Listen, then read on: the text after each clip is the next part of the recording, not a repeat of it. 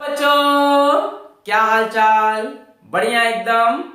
तो wave optics का lecture number 2 और आज हम पढ़ने जा रहे हैं एक बहुत ही important topic, that is proof for laws of reflection and laws of refraction using Huygens principle. यानी हाइगेंस प्रिंसिपल को यूज करते हुए हम लॉज ऑफ रिफ्लेक्शन को प्रूव करेंगे और लॉज ऑफ रिफ्रैक्शन को भी प्रूव करेंगे। अब हाइगेंस प्रिंसिपल क्या है, यह हम आपको पिछले वीडियो में डिटेल में बता चुके हैं, बहुत बढ़िया से। अगर अभी तक आपने वो वीडियो नहीं देखा है तो यूट्यूब पे टाइप करें वेव ऑप्टिक्स 01 हाइगेंस प्रिंसिपल और साथ में लगा दें फिजिक्स वाला, या सर्च कर लेना हाइगेंस प्रिंसिपल फिजिक्स वाला। वो वीडियो देखकर यहां पे आओगे तो ये दोनों प्रूफ आपको बढ़िया से समझ में आएंगे। अदरवाइज हम लेक्चर के स्टार्टिंग में आपको 2-3 इंपॉर्टेंट पॉइंट बता देंगे हाइगेंस प्रिंसिपल के काम भर के, जिससे ये प्रूफ आपको समझ में आ जाए। वाह सर वाह, यही तो चाहिए, है ना? तो चलो जल्दी से कॉपी और पेन निकालो, नोट्स बनाना स्टार्ट करो। Yes, my name is Alakh Pandey and this is your beautiful सा चैनल फिजिक्स वाला। ये जो हम दो प्रूफ कराएंगे इनको बार बार लिख के प्रैक्टिस कर लेना, ये बोर्ड में आते हैं, ठीक है? तो पहले जल्दी से समझ लेते हैं हाइगेंस प्रिंसिपल। तो हाइगेंस प्रिंसिपल के वो पॉइंट समझें जिनका हमें यहां पे यूज होगा। इसको हाइगेंस हम बोल देते हैं, असल में ये डच साइंटिस्ट का नाम है। इसको पढ़ा जाता है ओ और इसको पढ़ा जाता है, तो इसको हाइगेंस प्रिंसिपल बोलते हैं। It is very tough to pronounce. दो पॉइंट आपको याद रखने हैं यहां से। पहला, wave front is always perpendicular to direction of rays।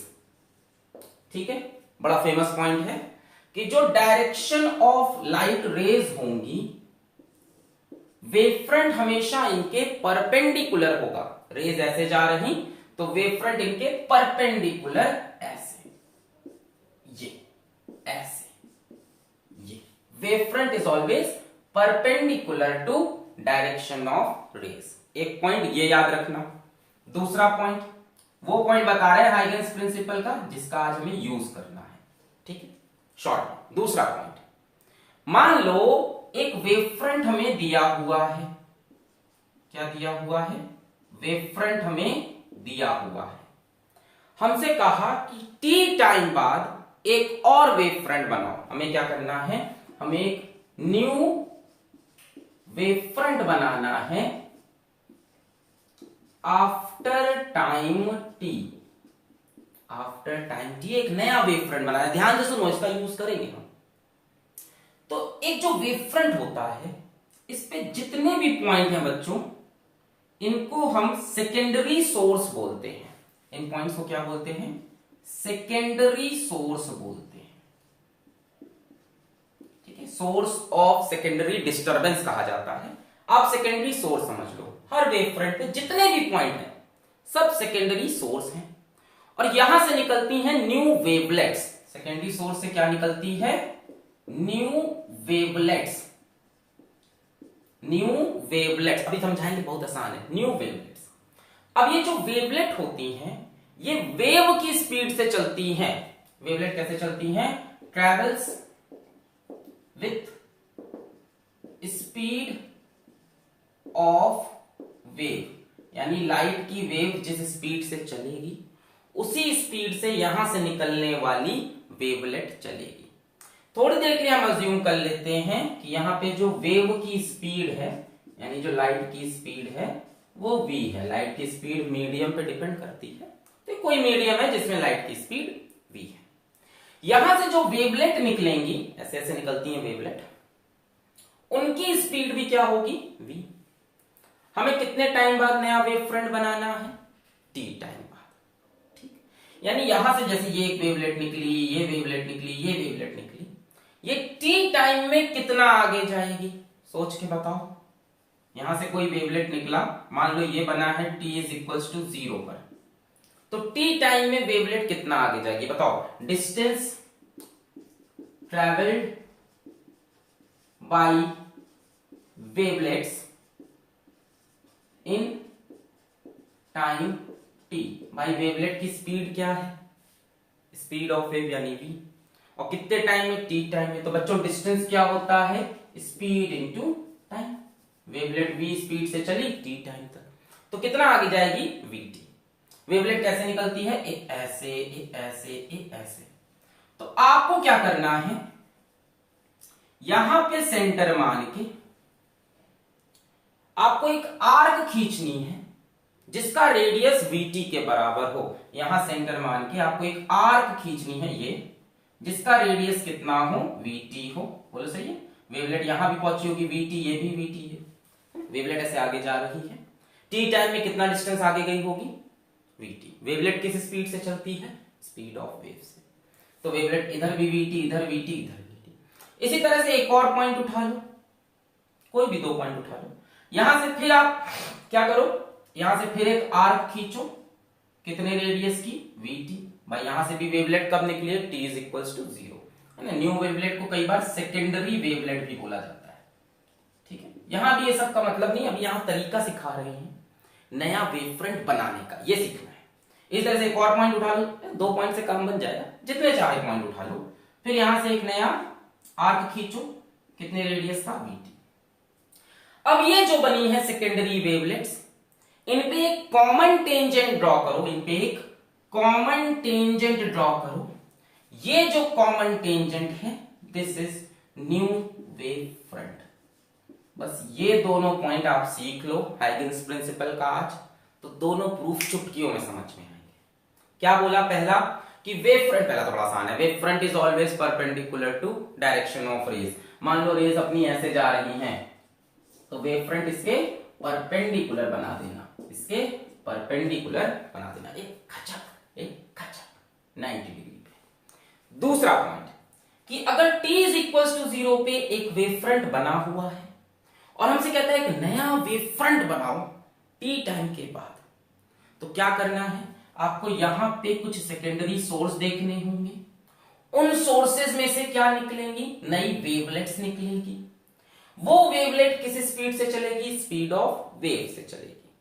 हमने मान लिया वेव की स्पीड v है इस गिवन मीडियम में, लाइट की स्पीड 3 × 10⁸ वैक्यूम या एयर में, बाकी अलग अलग मीडियम में अलग अलग।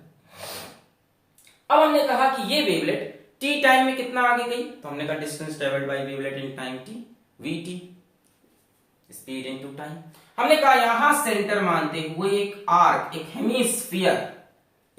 हेमीस्फीयर बनाओ जिसका रेडियस vt हो, vt हो, vt हो, और इन पे आप एक कॉमन टेंजेंट खींचो, that will give you new wave front. Short में बता रहे, एकदम 100% करेक्ट नहीं है ये, हम बता रहे काम भर का, जिससे आपको दोनों प्रूफ समझ में आए। 100% करेक्ट पढ़ना है तो पिछला वीडियो देख लो, ठीक है। सर वो कौन देखेगा, छोटे में काम बनेगा। नोट कर ले इसको, फिर मिटा रहे, नोट कर लिया। इसका कोई पूछे हाइगेन्स प्रिंसिपल क्या है, wave front is perpendicular to rays और वेव फ्रंट क्या है वो तो नहीं पता सर, जरूरत नहीं, अभी तो पेपर है। तो पिछले वीडियो में मैंने ये सब चीजें बताई है। चलो प्रूफ देखें, क्लियर है, कैसा क्लियर है, समझ में आने वाला कि क्लियर हो गया, एकदम साफ है। नोट कर लिया, चलो मिटा रहे हैं इसको, पॉज करके नोट कर लो। चल सबसे पहले देखते हैं proof for laws of reflection. Laws of reflection तो पता है ना आपको, angle of incidence is equals to angle of reflection. दूसरा, the incident ray, normal and reflected ray lies on the same plane. वैसे तो हम जा रहे पढ़ने proof for laws of reflection.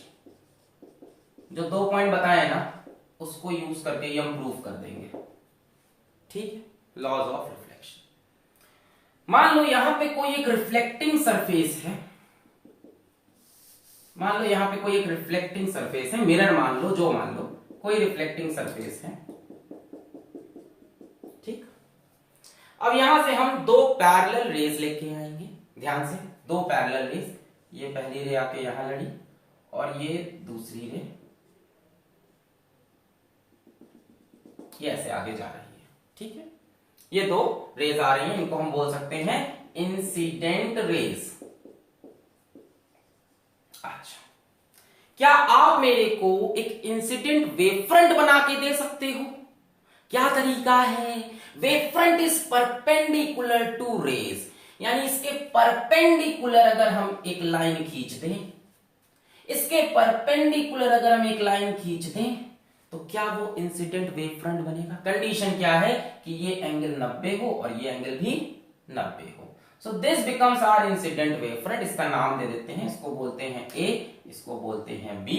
So A B is our incident wave front. Wave front क्या है? Raise के परपेंडिकुलर। जैसे अभी तक हम समझते थे ना, रेज चल रही है तो हाइगेंस की थ्योरी ने कहा रेज नहीं चलती, वेव फ्रंट चलता है। ऐसे इमेजिन करो, जैसे अभी तक हम सोचते थे रेज जाके लड़ी खचाक, उन्होंने कहा रेज नहीं, यहां से वेव फ्रंट्स आ रहे हैं ऐसे टर टर टर खटाक आके मार दिया। अच्छा ध्यान से सुनना, ये जो वेव फ्रंट है ये ऐसा है, व्हाइट बोर्ड के प्लेन से बाहर आता हुआ और ऐसे अंदर जाता हुआ।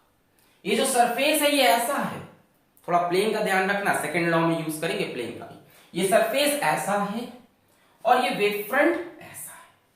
यहां तक बात समझ में आई? मान लेते हैं ये जो वेव फ्रंट बना ये t इज इक्वल्स टू 0 पे बना, मान लेते हैं। अब हम आपसे कहते हैं एक नया वेव फ्रंट बनाओ आफ्टर टाइम t, और मान लेते हैं कि इस मीडियम में जो वेव की स्पीड है, let us assume the wave speed is v। भाई मीडियम चेंज हो रहा है क्या? रिफ्लेक्शन में मीडियम तो चेंज नहीं होता ना, इसी मीडियम में लाइट आएगी, तो इस मीडियम में जो लाइट की स्पीड है वो v है। अब हमने आपसे कहा कि t टाइम बाद एक नया वेव फ्रंट बनाओ। अब यहां पर हम एक दिमाग लगाएंगे, हम कहते हैं चलो मान लेते हैं कि t टाइम में ये रेस यहां पहुंच रही है, मान लेते हैं कितने टाइम में? t टाइम में, t is equals to t में ये रेस यहां पहुंच रही है। ये कितना डिस्टेंस होगा? vt होगा। कितना डिस्टेंस होगा भाई? vt होगा। भाई रेस भी किस स्पीड से चलेंगी? वेव की स्पीड से, वेव फ्रंट भी वेव की स्पीड से। टी टाइम में मान लिया यहां पहुंचा, नहीं यार सर ऐसे मजा नहीं आया। चलो अभी जो सेकंड पॉइंट पढ़ाया था उसको याद करो। इस वेव फ्रंट का हर एक पॉइंट क्या सोर्स बनेगा? सेकेंडरी सोर्स बनेगा, बोलते हैं सोर्स ऑफ सेकेंडरी डिस्टर्बेंस, ये नाम है, एनसीईआरटी यही बोलती है। तो क्या ये एक सेकेंडरी सोर्स बनेगा? बिल्कुल। सेकेंडरी सोर्स से हमें क्या करना चाहिए? एक आर्क बनानी चाहिए। आर्क का रेडियस कितना होना चाहिए? vt। भाई हमें चाहिए क्या? हमें चाहिए एक नया वेव फ्रंट आफ्टर टाइम। देखो ये डेरिवेशन आती सबको रहेगी और समझ में किसी को नहीं आती स्कूल में। किसी पूछो कि हुआ क्या है, ऐसे खींचो लाइन ऐसे परपेंडिकुलर, जाके ट्राई कर लेना। ये डेरिवेशन कर हर कोई लेगा स्कूल में, नहीं हर कोई तो नहीं कर पाता सर फिर भी जो कर भी रहे होंगे उनको एक्चुअल तरीका नहीं पता कि अंदर हो क्या है, रट के आ गए। तो ध्यान समझो कि यहां से हम क्या करेंगे, एक आर्क बनाएंगे जिसका रेडियस कितना होगा? vt। तो यहां से हमने एक आर्क बनाई vt और मान लिया कि वो यहीं पे आ रही है, ये वाला हमने अज्यूम कर लिया कि t टाइम में वेव यहां पहुंच रही है। अच्छा इसी तरह से एक आप यहां से आर्क बनाओगे। अब यहां से जब आर्क बनाएंगे तो सर यहां भी बन सकती है, यहां भी बन सकती है, यहां भी बन सकती है, यहां भी बन सकती है। थोड़ा सा कॉमन सेंस लगाना होता है हाइगेंस प्रिंसिपल में। आपको पता है लाइट रे लड़कर ऐसे जाएगी। एक बात समझो, थोड़ा कॉमन सेंस भी लगाते हैं कि लाइट रे ऐसे आई है, लड़ेगी, फिर ऐसे निकलेगी। तो आप यहां से जो vt की आर्क बनाओगे यहां भी बना सकते हो डेफिनेटली। एक आप पूरा एक्चुअल में तो स्फीयर बना सकते हो। असल में हाइगेंस प्रिंसिपल यही है कि यहां से vt का एक स्फीयर बना दो, पर ऐसा नहीं, कॉमन सेंस भी लगाना है।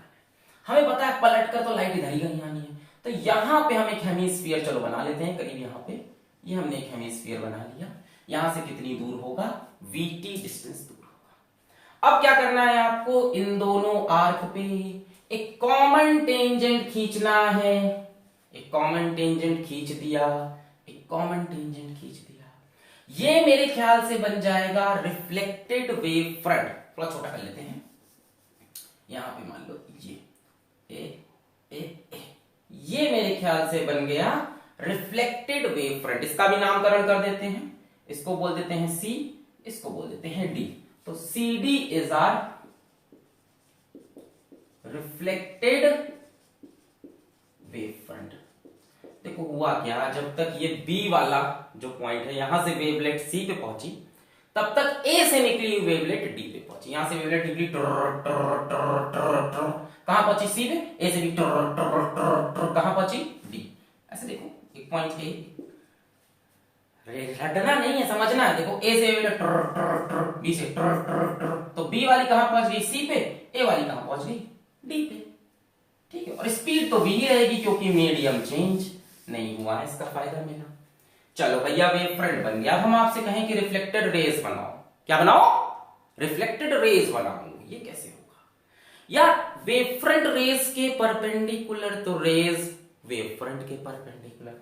अगर ये रिफ्लेक्टेड वेव फ्रंट है तो रिफ्लेक्टेड रेज इसके परपेंडिकुलर बनाई जा सकती है, इससे 90 डिग्री पे। यहां से भी ये यहां से कितना एंगल होगा? 90 डिग्री। ये बन गई रिफ्लेक्टेड रे। अब ध्यान से, ये एडी डिस्टेंस कितना होगा? क्या ये भी वीटी होगा? यही तो आर्क ली भाई तुमने। ए पे सेंटर रख के ऐसे आर्क ही तो काटी, वीटी डिस्टेंस की, बी पे रख के वीटी, तभी तो नया वेव फ्रंट तैयार हुआ भाई। ठीक है, अच्छा मुझे ये बताओ, ये एंगल कितना है? क्या ये 90 डिग्री है? बिल्कुल है। ये वेव फ्रंट, ये रे। अच्छा, क्या ये 90 डिग्री है? बिल्कुल है। ये रे है और ये वेव फ्रंट। ये कौन सा वेव फ्रंट है? Incident wave front. और ये कौन सा वेव फ्रंट है? Reflected wave front. क्लियर है? अच्छा, अब जरा एंगल ऑफ इंसिडेंस वगैरह देखते हैं। आओ, अगर हम यहां पे बच्चों नॉर्मल बनाएं, घबराओ नहीं, आसान है। अगर यहां पे हम एक नॉर्मल बनाएं, ये इंसिडेंट रे, ये नॉर्मल, ये इंसिडेंट रे, ये नॉर्मल, और ये कौन सी रे है? Reflected raise. एक बार बताएंगे, ऐसा बताएंगे आपको पकड़ में आ जाएगा पॉइंट। ये इंसिडेंट रे, ये नॉर्मल, ये क्या हो गया? एंगल ऑफ इंसिडेंस आई। बहुत बढ़िया। अच्छा, ये पूरा एंगल कितना है? 90 डिग्री है कि नहीं है? रे और वेव फ्रंट के बीच का एंगल ये पूरा 90 डिग्री है कि नहीं है? बिल्कुल है। तो ये आई होगा, तो ये छोटा सा एंगल 90 माइनस आई हो जाएगा। ये पूरा एंगल 90 होगा रे बाबा, क्योंकि ये रेज, ये वेव फ्रंट बाबा, ये एंगल ऑफ इंसिडेंस आई, तो ये बचा हुआ कितना होगा? 90 माइनस आई। अच्छा, मुझे बताओ ये एंगल कितना होगा? सोच के आंसर दो। ध्यान से देखो, ये नॉर्मल, ये सरफेस, ये एंगल कितना हुआ? 90 डिग्री। ये कटक, ये एंगल कितना? 90 माइनस आई, तो ये कितना होगा? आई। भाई ये नॉर्मल, ये सरफेस, तो ये एंगल भी तो 90 होगा, ये एंगल भी तो 90 होगा। 90 में से ये एंगल निकल गया 90 माइनस आई, तो बचा हुआ आई, जोड़ने पे 90 आ रहा, यानी ये पूरा एंगल हो गया आई, एंगल ऑफ इंसिडेंस। देखो, एंगल ऑफ इंसिडेंस होता है the angle between incident ray and normal, जब रेस की बात करो, या एंगल ऑफ इंसिडेंस होता है the angle between incident wave front and surface. नई definition, angle of incidence is the angle between incident wave front and surface. Angle of incidence क्या बोलते थे? The angle between incident ray and normal. मैं coaching में एक और पढ़ाता हूं, क्या? The angle of incidence is the angle between incident wave front and surface. खैर, इधर आते हैं। यहां पे अगर हम एक नॉर्मल बनाएं तो क्या ये एंगल ऑफ रिफ्लेक्शन कहलाएगा? The angle between reflected ray and normal is angle of reflection. बच्चों फिर से ये एंगल 90 है क्योंकि ये रे है, ये वेव फ्रंट है, ये आर हो गया, तो ये बचा हुआ 90 माइनस आर। इसी तरह से हम बोले कि इस बार ये एंगल कितना है, बता सकते हैं आप? ध्यान से देखो, टक टक टक टक टक टक नॉर्मल, टक टक टक टक सरफेस, ये एंगल होगा 90, यहां से ये लाइन खींच दी ऐसे, इसको बोला है 90 माइनस आर। अरे भाई ये एंगल भी तो 90 है नॉर्मल और सरफेस के बीच में, ये 90 माइनस आर, तो ये कितना? आर, तो ये एंगल हो गया आर। जरा नोट करें, जरा नोट करें, फिर हम दो ट्रायंगल जो दिख रहे हैं उनको अलग अलग करेंगे। नोट कर लिया? छाप लिया? बहुत बढ़िया। पॉज करके नोट कर लें, बहुत बढ़िया। इसको मिटा लें हम। चलो, एंगल की मार्किंग समझ में आई, बहुत बढ़िया। अब हम दो ट्रायंगल देख रहे हैं। एक ट्रायंगल है ए बी सी, ये एंगल 90 डिग्री है, ये एंगल कितना है? Angle of incidence. और एक ट्रायंगल उठाएंगे हम ए सी डी या एडीसी,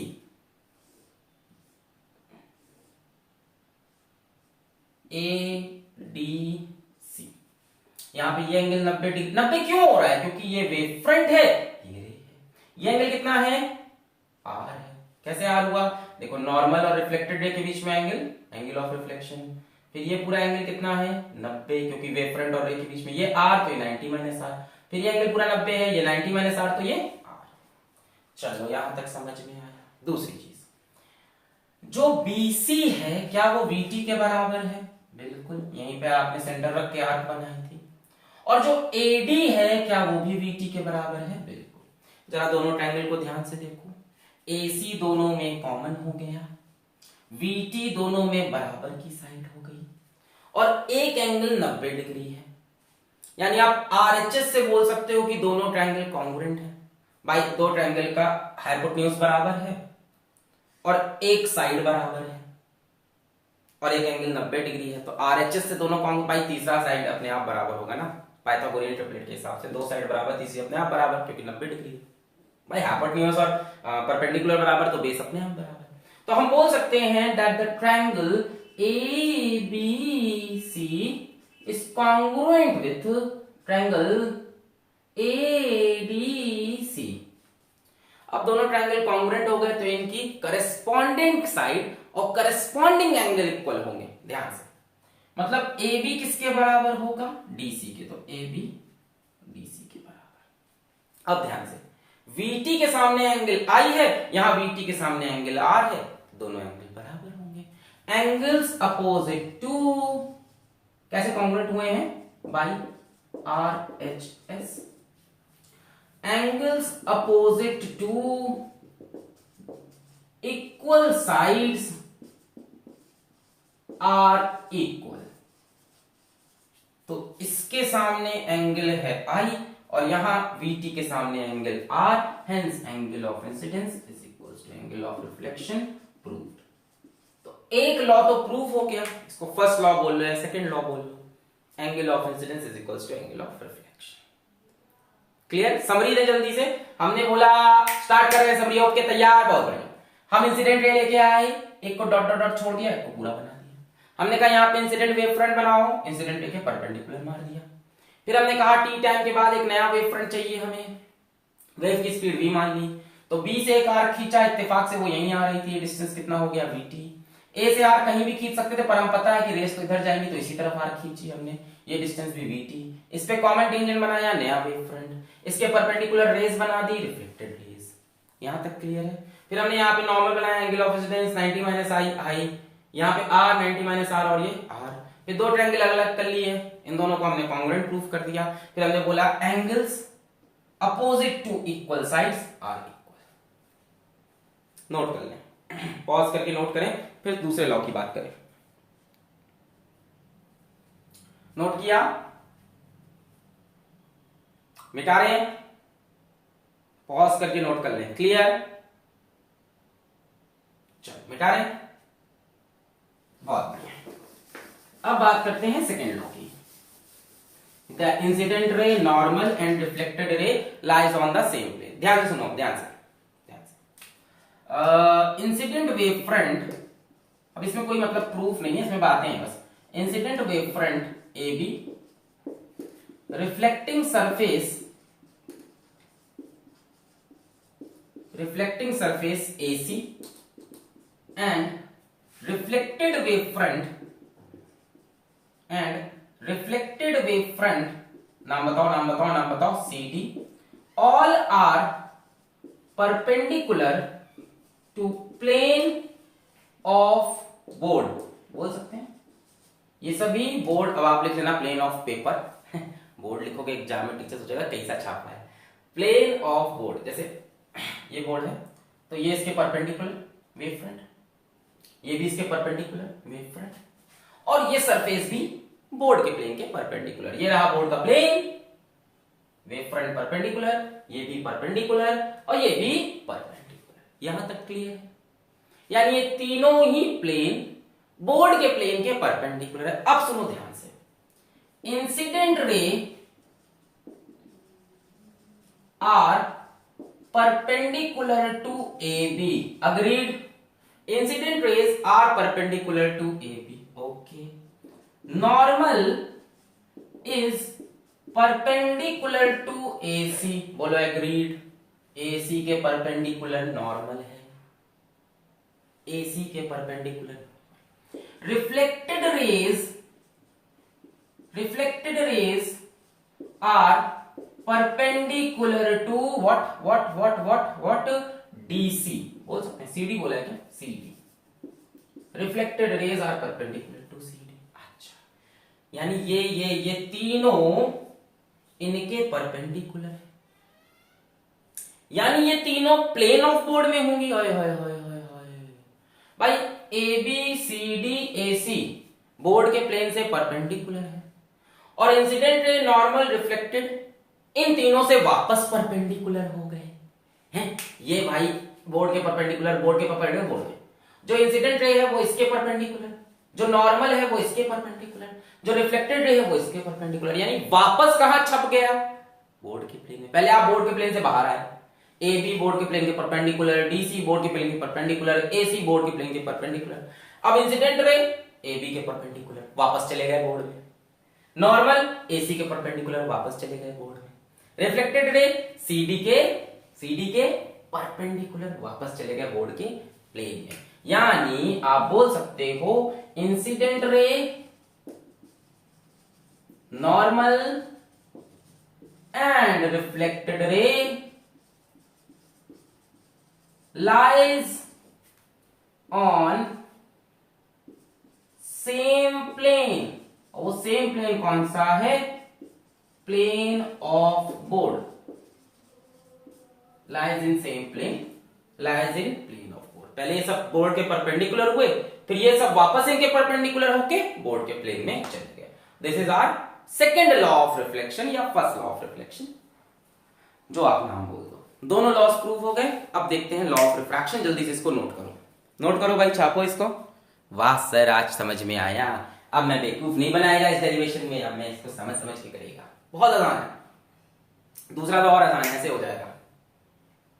चले, मिटा लिया, उतार लिया, छाप लिया, मिटा दे, पॉज करके नोट कर ले। 1 2 3 4 5, चलो।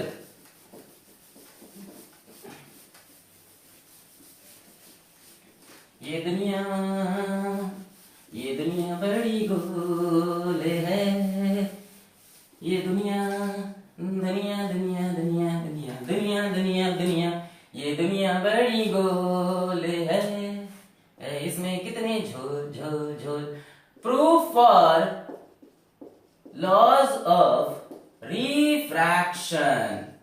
अब हम रिफ्रैक्शन के लॉज प्रूफ करेंगे। याद है रिफ्रैक्शन के लॉ? एक तो स्नेल्स लॉ है, sine I upon sine R is constant, और एक तो वही है incident ray, refracted ray, normal lies in the same plane. चलो, अब हम क्या करेंगे, यहां पे हम एक रिफ्लेक्टिंग सरफेस तो नहीं बनाएंगे क्योंकि रिफ्रैक्शन होगा, तो यहां पे हम एक बाउंड्री बना लेते हैं।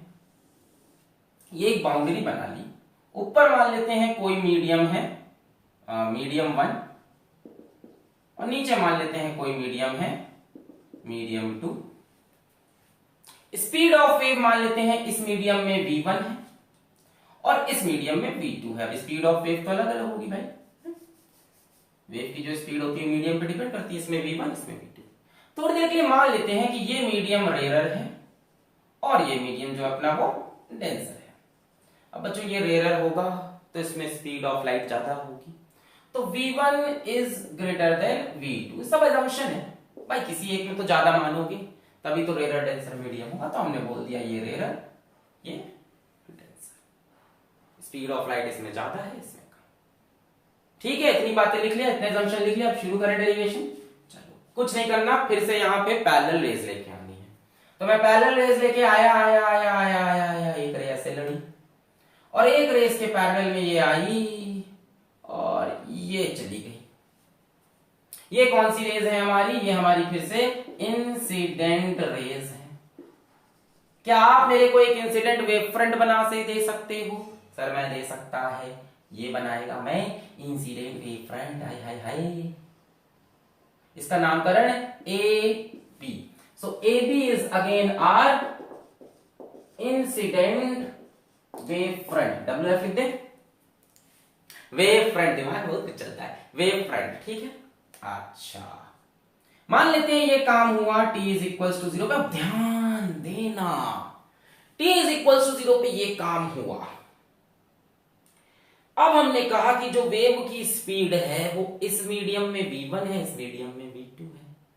हमने कहा t टाइम के बाद एक नया वेव फ्रंट बना के दो। आपने कहा ठीक है, इस वेव फ्रंट का जो हर पॉइंट है, ये 90 डिग्री, इस वेव फ्रंट का जो हर पॉइंट है वो बिहेव करेगा एज सेकेंडरी सोर्स या सोर्स ऑफ सेकेंडरी डिस्टरबेंस, जहां से वेवलेट्स निकलेंगी। खास बात यह है कि यहां से निकलने वाली वेवलेट मीडियम 1 में है, पर यहां से निकलने वाली वेवलेट मीडियम 2 में है। असल में यहां से जो वेवलेट निकलेंगी इधर भी, इधर भी, इधर भी, हर तरफ निकलेंगी, but it should make sense. आप क्या पढ़ रहे हो? रिफ्रैक्शन। तो उन्हीं वेवलेट को देखो जो दूसरे मीडियम में आ रही। हाइगन्स प्रिंसिपल 1678 बहुत पुराने जमाने का, तो उसमें कई असम्पशन उन्होंने डाले थे कि आप फॉरवर्ड वेव फ्रंट को ही देखो, पूरा बताएंगे, कोई इसमें कुछ इधर उधर नहीं करेंगे। वेव फ्रंट हर तरफ बनता है, हमको ही पता है, यहां भी बनेगा, यहां भी, यहां से वेव फ्रंट इधर भी जाएगा, इधर भी, बट हमको सिर्फ ये वाला देखना है। मतलब हम ये कह रहे हैं कि यहां से जो वेव फ्रंट निकला वो तो फर्स्ट मीडियम में है, पर यहां से जो वेव फ्रंट निकला या वेवलेट, क्या निकलता है? वेवलेट। हाँ, यहां से जो वेवलेट निकली वो मीडियम फर्स्ट में है, और यहां से जो निकली वो मीडियम सेकंड में, यानी दोनों वेवलेट की स्पीड अलग अलग है। मान लेते हैं कि t is equal to t time के बाद यहां वाली वेवलेट पहुंच गई इस जगह पे, ये मैंने बना दिया हेमिस्फीयर आर्क। ये डिस्टेंस कितना होगा? ये मेरे ख्याल से डिस्टेंस होगा v1t, क्योंकि यहां से जो वेव निकली है वो v1 स्पीड से चल रही है, तो t टाइम में v1t रिकवर की। पर यहां से जो वेवलेट निकलेगी वो v2 स्पीड से चलेगी, और v2 v1 से थोड़ा कम है, यानी वो इतना लंबा डिस्टेंस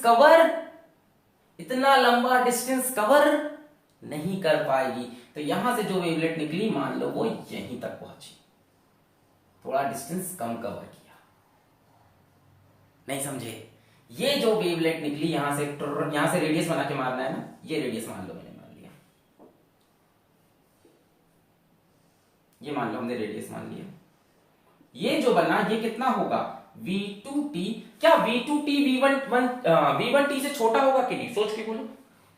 बिल्कुल छोटा होगा। क्यों? क्योंकि v1 ज्यादा है और v2 कम है। बोलो क्लियर है? ये इंसिडेंट रेज आई।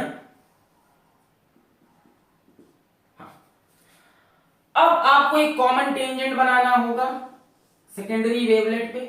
ये बन गया कॉमन टेंजेंट।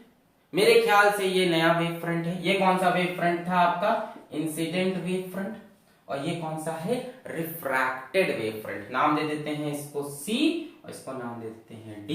तो now CD is your refracted wave front. अब आपसे हमने कहा कि हमें रिफ्रैक्टेड रेज भी बना के दो। आपने कहा कोई बात नहीं, जो रिफ्रैक्टेड रेज होंगी वो वेव फ्रंट के परपेंडिकुलर होंगी। लो, जो रिफ्रैक्टेड रेज होंगी वो वेव फ्रंट के परपेंडिकुलर होंगी। लो सर, बन गया।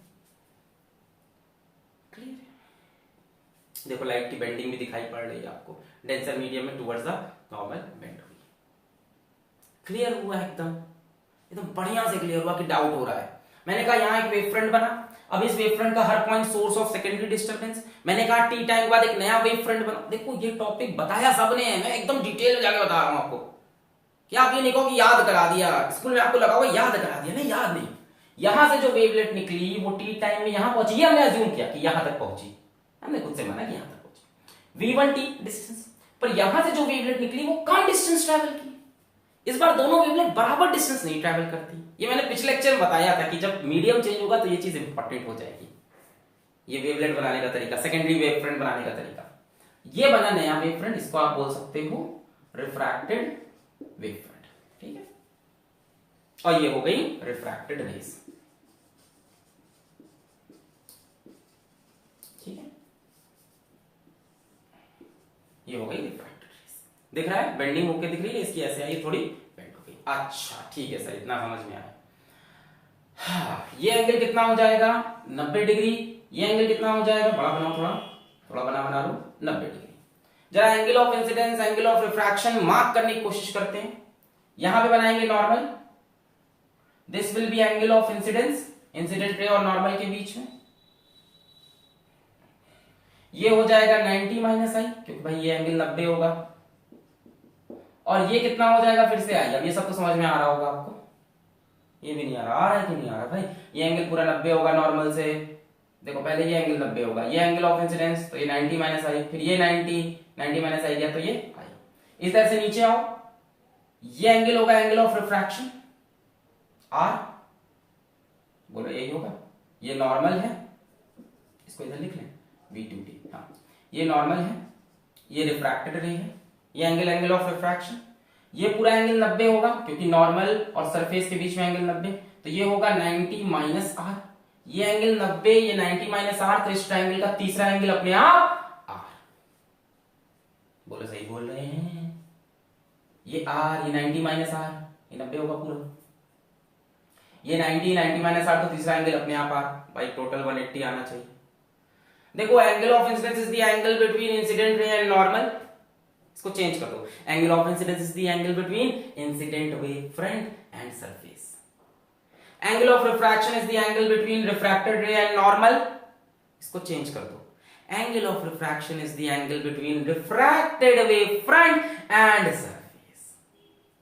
यानी अभी तक जो आप एंगल लेते थे इंसिडेंट रे और नॉर्मल के बीच में, रिफ्लेक्टेड रे नॉर्मल के बीच में, रिफ्रैक्टेड रे नॉर्मल के बीच में, वहां पे रेज को हटा के वेव फ्रंट ले आओ और नॉर्मल को हटा के सरफेस ले आओ।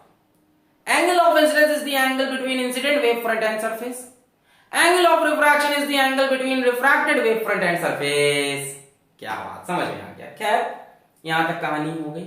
अब फिर से हम दो ट्रायंगल उठाएंगे, कॉन्ग्रुएंट वगैरह प्रूव नहीं करेंगे, टेंशन ना लें, बस दो ट्रायंगल को उठा के यहां पे बना लें सजा के, ए बी डी V1T, ये एंगल I, ये एंगल 90। एक ट्रायंगल और अलग बनाते हैं, ACD, ऐसे बना लो, उल्टा ही बनाओगे, ऐसे बना लें सीधा, उल्टा ही बनाते हैं जैसा आपको अच्छा लगे, ACD, सीधा बनाते हैं, सीधा बनाने में जो खुशी है उल्टा बनाने में कहाँ है। हाँ चलो, ये होगा A, ये हुआ C, ये हुआ D, ABD ACD। AC की वैल्यू है V2T, AC के सामने वाला एंगल है R, और मेरे ख्याल से ये एंगल 90, बोलो ठीक है। BD के सामने वाला एंगल है I, और V2T के सामने R। इस बार कॉन्ग्रुएंट वगैरह प्रूव नहीं करना, tension.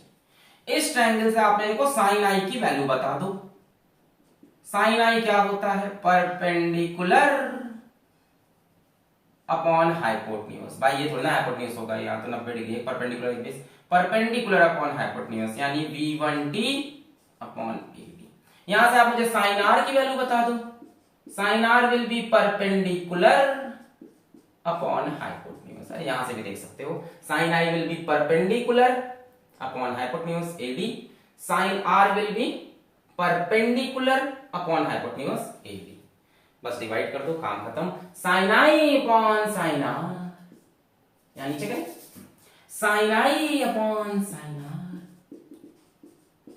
Sign I upon sine R करोगे, AD कैंसिल हो जाएगा, क्या मिलेगा? V1T अपॉन V2T, TT भी मर जाएगा, you will get V1 by V2। Sine I upon sine R देखो क्या मिलेगा? V1 by V2। V1 speed of wave in first medium, V2 speed of wave in second medium, दोनों ही value constant है, यानी V1 V2 का ratio रहेगा constant, and this is the proof of law of refraction, जिसको आप Snell's law भी कह सकते हैं। प्रूव्ड। क्या V1 चेंज होता है क्या? नहीं, स्पीड ऑफ वेव V1 थोड़ा ना V2 चेंज होता है, इनका रेशियो भी फिक्स्ड। अगर आपने थोड़ा बहुत रिफ्रैक्शन पढ़ा है तो आपको ये भी पता होना चाहिए कि μ2 upon μ1 is equals to V1 by V2। पता है, refractive index is inversely proportional to speed of light in that medium. यानी आप यहां से बोल सकते हो sine I by sine R is equals to μ2 by μ1, और μ2 बाई μ1 को आप μ21 भी बोलते हो, ये भी पता होगा। Refractive index of second medium with respect to first, यही तब तो स्नेल्स लॉ था, प्रूव हो गया। नोट कर, यहां पे खास बात ये थी कि जो दोनों वेवलेट निकल रही हैं वो दोनों सेम डिस्टेंस ट्रैवल नहीं कर रही। एक रेयर मीडियम में है, ज्यादा डिस्टेंस ट्रैवल कर रहा, एक डेंसर में है कम डिस्टेंस। उसके बाद तो बस कॉमन टेंजेंट, जोड़ा, आर और मार्क किया, दोनों ट्रायंगल बनाया, साइन आई की वैल्यू साइन आर की वैल्यू डिवाइड। नोट कर लें, फिर दूसरे लॉ की बात करें। कर लिया? जल्दी समराइज करें। इंसिडेंट रे लाए, इंसिडेंट वेव फ्रंट बनाया, यहां से हमने कहा कि सेकेंडरी वेवलेट निकालो, टी टाइम बाद यहां पहुंची, यहां की सेकेंडरी वेवलेट टी टाइम बाद थोड़ा कम पहुंची क्योंकि इस मीडियम में स्पीड कम है। Common tangent refracted wave front. फिर मैंने कहा यहाँ पे normal angle of incidence 90 minus I I, angle of refraction 90 minus R, ये 90, इस एंगल का तीसरा एंगल आर। यहां से साइन आई की वैल्यू दिस बाय दिस, यहां साइन आर की value this by this, sine I upon sine R, v1 by v2 constant. Note कर लें पॉज करके। 1 2 3 4 5 मिटा रहे हैं, ओके। अब बात आती है सेकेंड लॉ की। The incident ray, the refracted ray and the normal lies in the same plane. पूरी वही कहानी बताएंगे, इसमें भी हम कुछ नया थोड़ी ना बताएंगे। यहां पे सरफेस कौन सा है अपना, एडी, एडी इज सरफेस। तो फिर वही पूरी कहानी है क्या, incident wave front, refracted wave front and surface are perpendicular to plane of board. क्या बोला, incident wave front, refracted wave front and surface are perpendicular to plane of board. देखो ये ऐसे बाहर निकल रहा, ये ऐसे बाहर निकल रहा और ये ऐसे बाहर निकल रहा, तीनों प्लेन ऑफ बोर्ड के परपेंडिकुलर है। अच्छा, incident rays are perpendicular to incident wave front, इसके परपेंडिकुलर है, वापस चली गई प्लेन ऑफ बोर्ड में। Refracted rays are perpendicular to refracted wave front, वापस चली गई बोर्ड के प्लेन में। Normal is perpendicular to this surface, वापस चला गया बोर्ड के प्लेन में। यानी incident ray, normal and refracted rays all lies in the same plane. कौन सा plane, plane of board. Clear है? तो यहीं पे ये दोनों प्रूफ होते हैं समाप्त। इसके बाद इसको बढ़िया से करना रिवाइज, पढ़ाई करते रहें। All the very best.